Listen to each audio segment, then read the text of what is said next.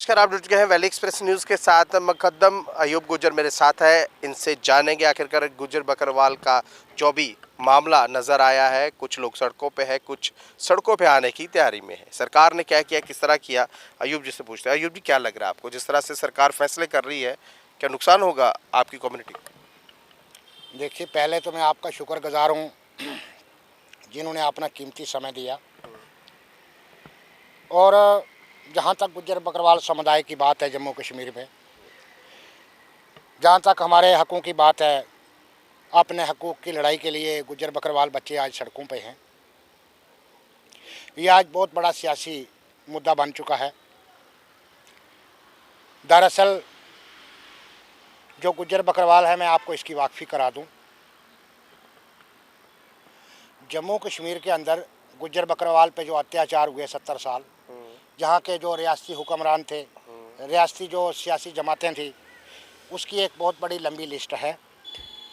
वो लड़ाई अभी बाकी है। और 70 साल का जो हमारे ऊपर, हमारी बरादरी के ऊपर जो अत्याचार किया गया, जो हमारे हकूक़ कुचले गए, हमें दर-बदर किया गया, वो हमारी बरादरी के ऊपर यहाँ के हुक्मरानों का, सियासी जमातों का एक कर्ज़ है, जो एक ना एक दिन हमारी जो बरादरी है, हमारी कौम है, उस कर्ज़ को सूद समेत वापस लौटाएगी। मुझे इस बात की पूरी उम्मीद है।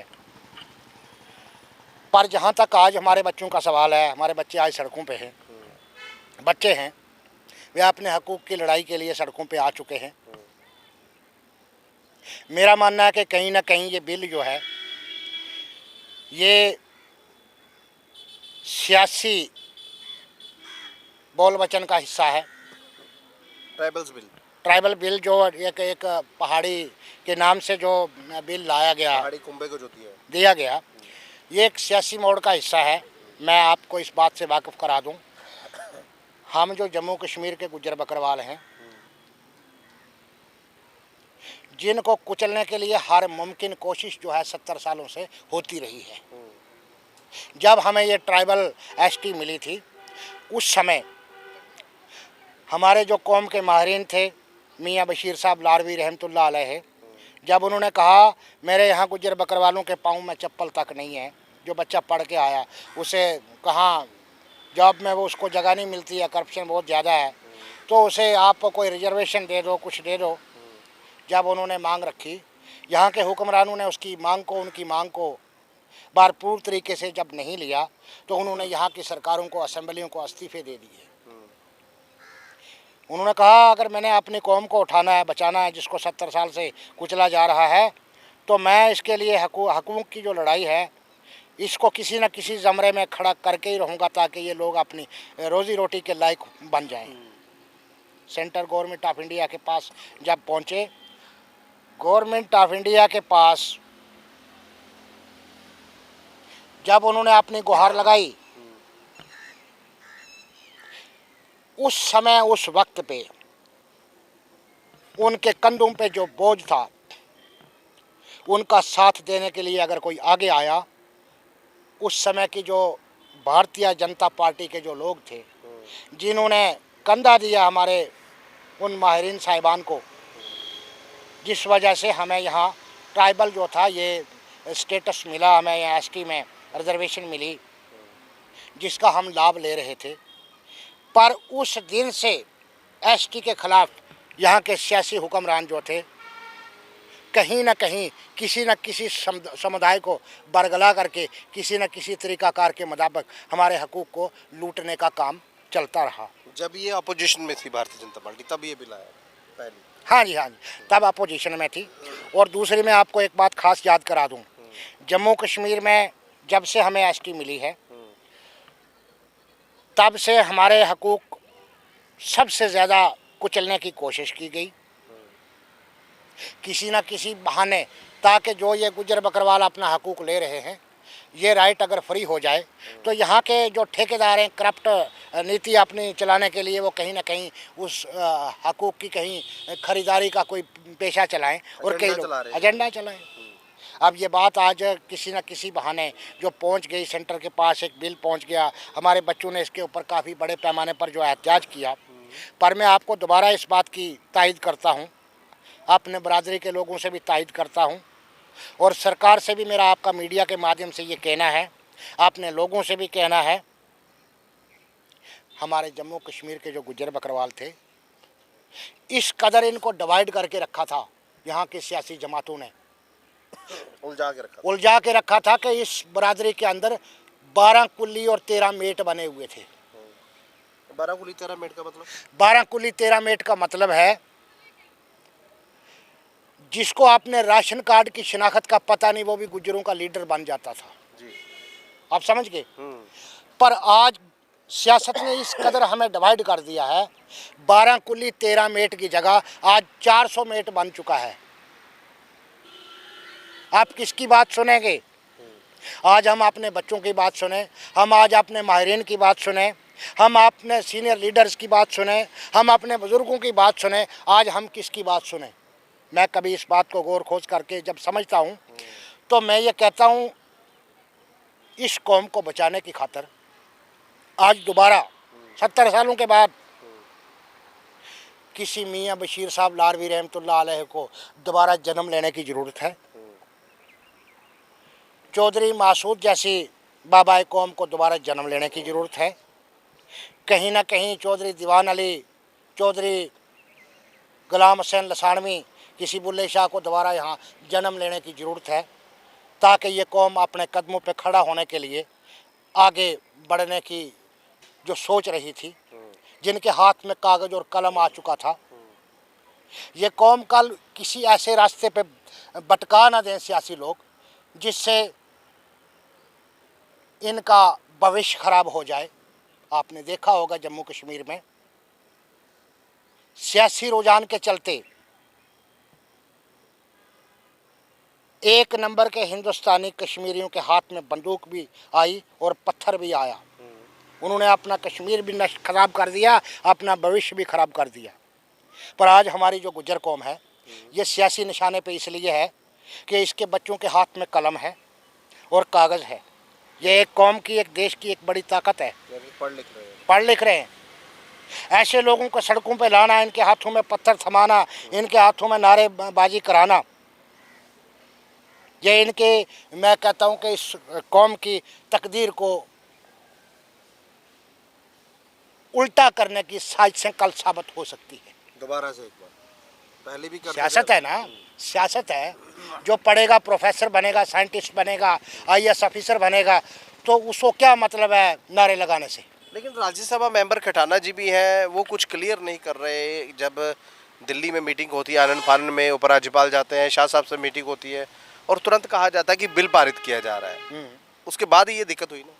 देखिए, जहाँ तक बिल का सवाल है, बिल में जो टेक्निकल फॉल्ट है, जो GD कमीशन रिपोर्ट है, जो बहुत बड़े मामले हैं, उनके ऊपर जो छानबीन होनी है, कहीं ना कहीं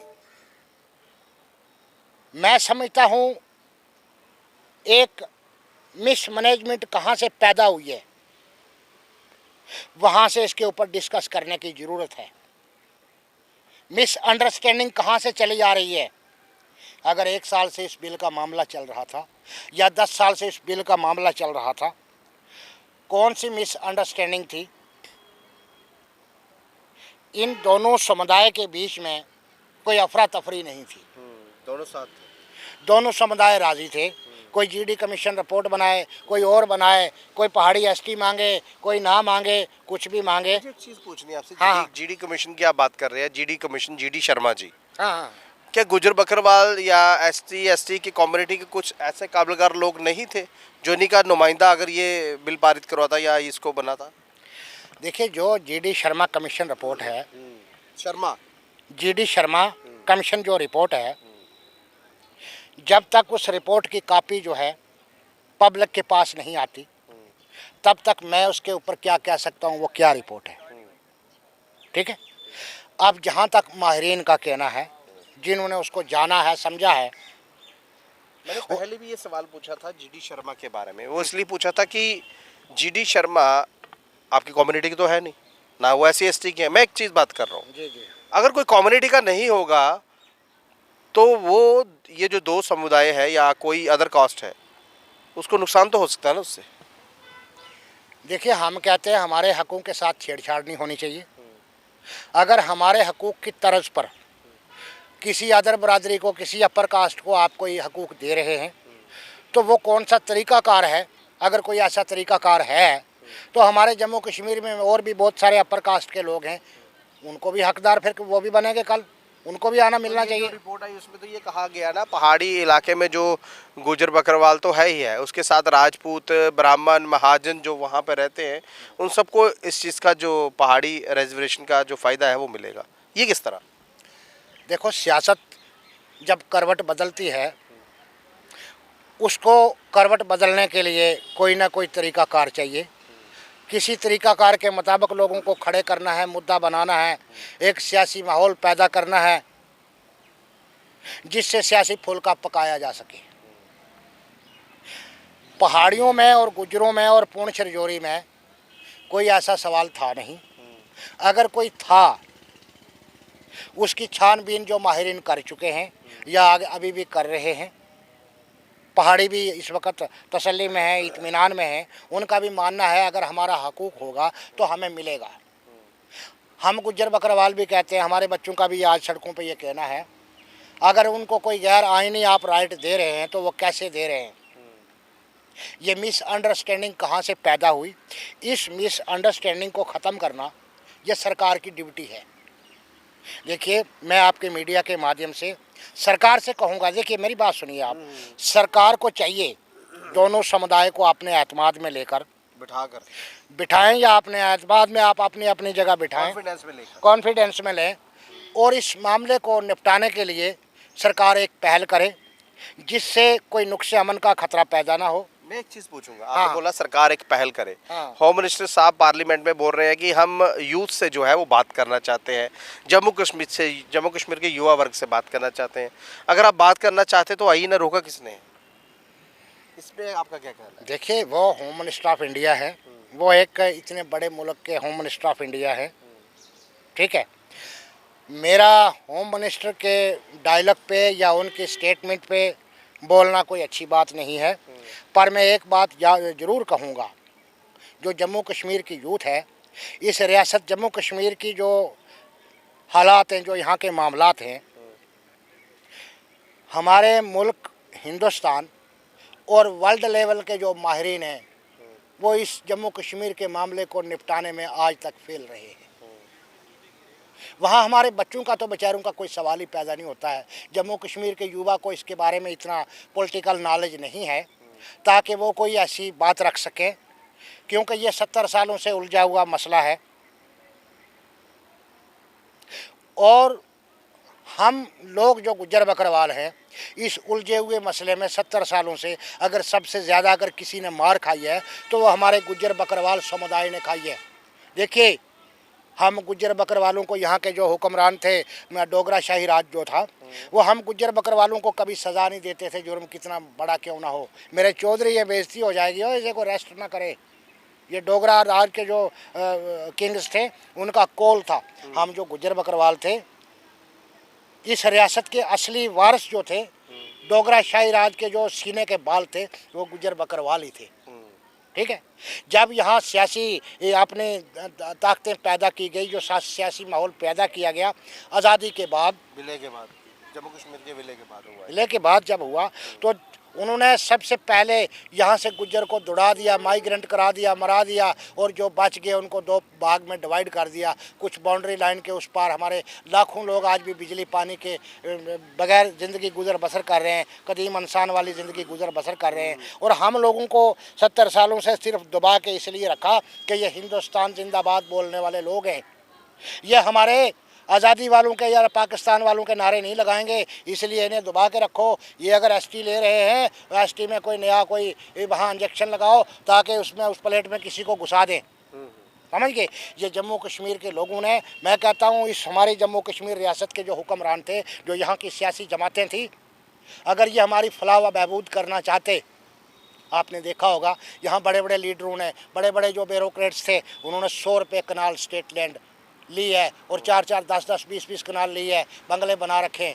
यहाँ किसी खाना बदोश गुजर बकरवाल को किसी सरकार ने 2 मरले तक नहीं दी। हमारे लाखों लोग खाना बदोश हैं। हमारे आज भी ऐसे लोग लाखों लोग मौजूद हैं जम्मू कश्मीर में जिनके पास राशन कार्ड तक नहीं है। हमारे आज भी ऐसे लोग यहाँ मौजूद हैं जिनके पास बिजली पानी का कनेक्शन नहीं है। अरे ये सरकारें 70 साल से क्या कर रही थी?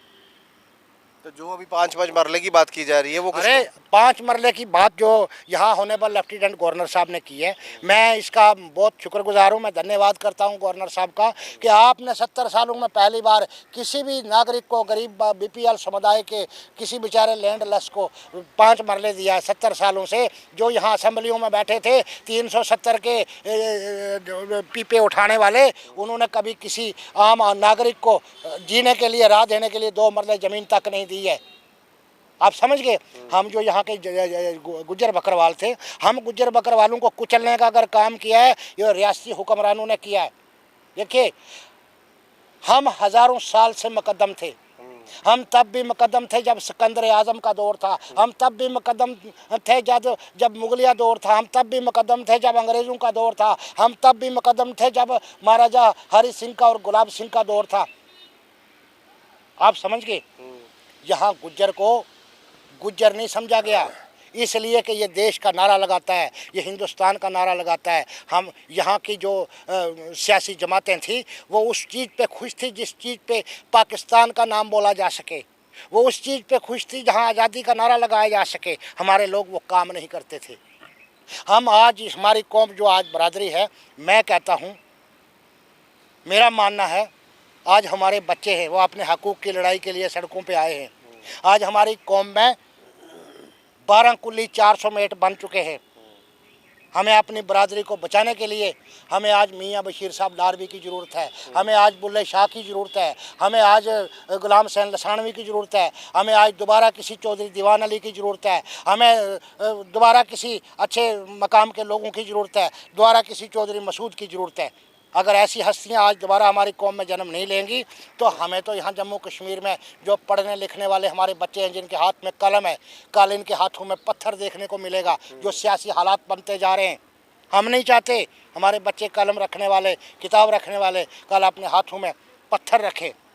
हम इस वजह से मैं आपके मीडिया के माध्यम से सरकार से कहूँगा कि आप जल्द अज जल्द जो भी मिसअंडरस्टैंडिंग है, आप सामने आकर इस मसले की मिसअंडरस्टैंडिंग को निपटाइए।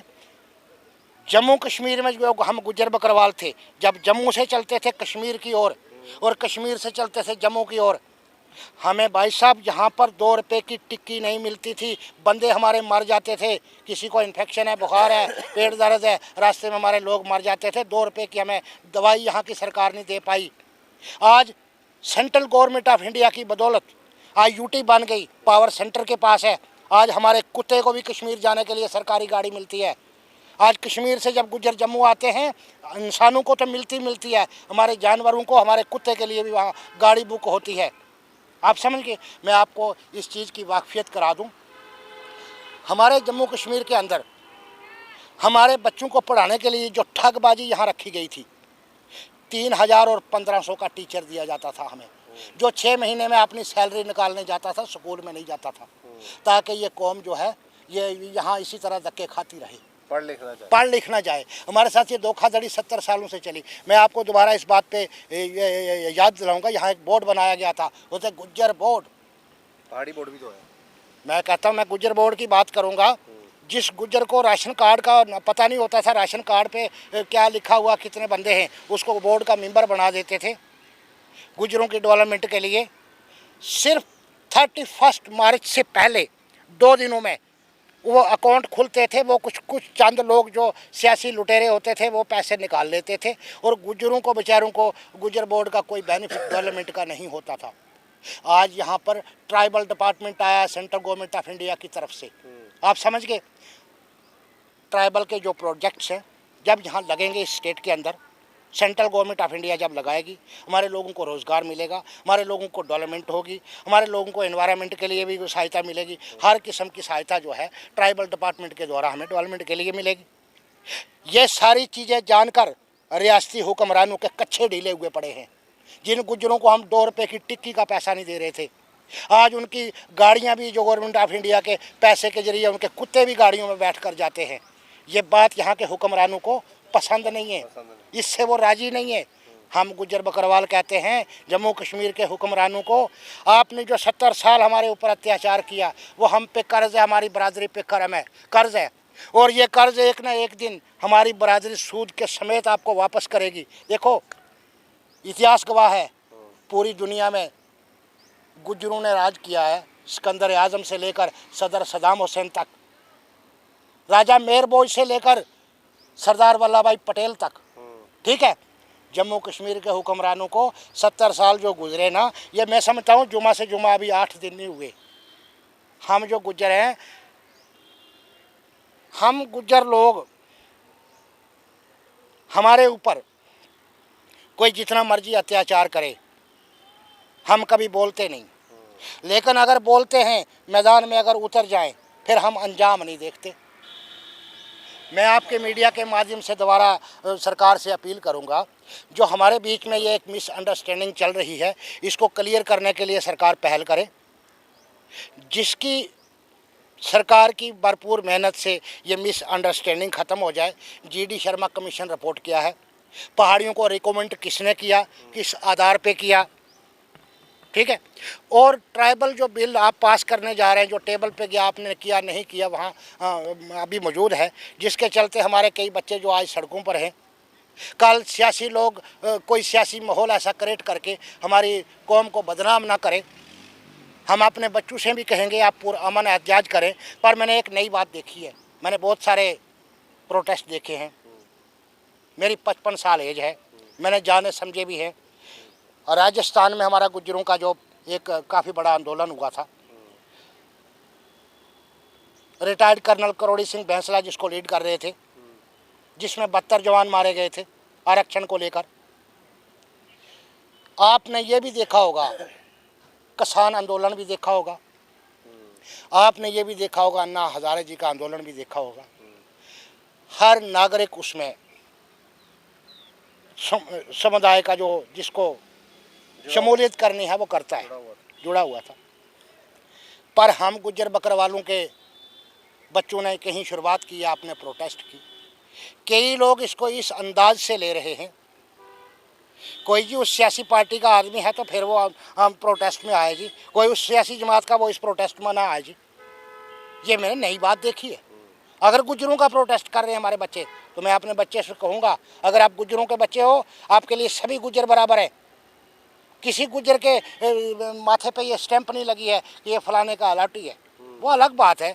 आप किसी और डिपार्टमेंट के, दूसरा किसी और डिपार्टमेंट का, तीसरा किसी और डिपार्टमेंट का, ये सारी चीज़ों को मद्देनज़र रखते के लिए मैं हमारे जो बच्चे सड़कों पर हैं उनसे हम कहेंगे, मैं आपके मीडिया के माध्यम से कहूँ, आप पुरअमन तरीके से काम करें, कोई ऐसा काम ना करें जिससे हमारे कौम की 70 सालों की सदियों पुरानी जो छड़ी है वो ख़राब हो जाए। मैं सरकार से दोबारा विनती करूंगा आपके मीडिया के माध्यम से, इस मिसअंडरस्टैंडिंग को ख़त्म करने के लिए सरकार आगे आकर पहल करे। ये तो हमारे साथ जुड़े हैं मुकद्दम अयूब गुज्जर, और कहीं ना कहीं सबसे बड़ी बात है, देखिए अपनी तरफ से इन्होंने अपील कर दी है, अगर सरकार की तरफ से कोई मिसअंडरस्टैंडिंग है तो सरकार उसको क्लियर करे आके, ताकि बच्चे जो है वो अपने भविष्य के लिए सड़कों पर ना आए। बहरहाल ये वीडियो आपको किस तरह लगी, कैसे लगी, अपनी